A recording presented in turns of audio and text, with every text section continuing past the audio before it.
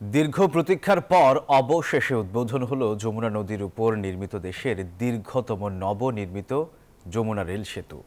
সকালে সেতুর পূর্ব প্রান্ত থেকে অতিথিদের নিয়ে উদ্বোধনী ট্রেনটি ৩ মিনিটে সেতু পার হয়ে সিরাজগঞ্জের সয়দাবাদে পৌঁছায়। মাত্র ৩ মিনিটে সেতু পার হয়। উদ্বোধন অনুষ্ঠানে প্রধান অতিথি ছিলেন রেলপথ মন্ত্রণালয়ের সচিব মোহাম্মদ ফাহিমুল ইসলাম। সেতুর পূর্ব ইব্রাহিমবাদ স্টেশন থেকে সিরাজগঞ্জ পশ্চিম প্রান্তে সয়দাবাদ রেল স্টেশন পর্যন্ত উদ্বোধনী ট্রেনে পারাপার হন অতিথিরা। প্রথম পর্যায়ে সেতুটিতে ৯০ কিলোমিটার গতিতে ট্রেন চলাচল করবে বলে জানিয়েছে স্টেশন মাস্টার। এ সেতু চালুর ফলে রাজধানী ঢাকার সঙ্গে উত্তর ও দক্ষিণবঙ্গের রেল চলাচল আরও সহজ হবে।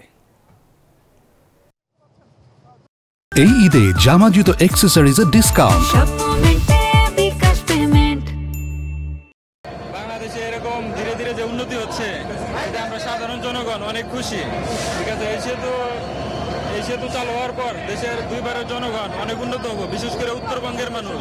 প্রথমত যে আমাদের যে রানিং টাইম ছিল সেটা তো অফিসিয়ালি কমাই দেওয়া হয়েছে, যেখানে আগে 4 ঘন্টা 30 মিনিট ছিল, এখন মেবি প্রায় 30-35 মিনিট কমে গেছে। এটা একটা বিশাল পাওয়া। আর দুই পারে যে ক্রসিংয়ের যে ভোগান্তি ছিল সেটা তো আর থাকছে না, তো অনেক সুবিধা হয়েছে।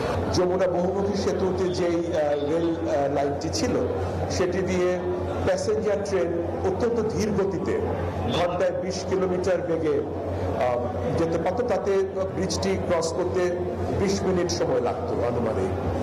এই ডেডিকেটেড রেল ব্রিজ হওয়ার জন্য আসলে এই সময়টা কমে 3 মিনিটে চলে আসবে।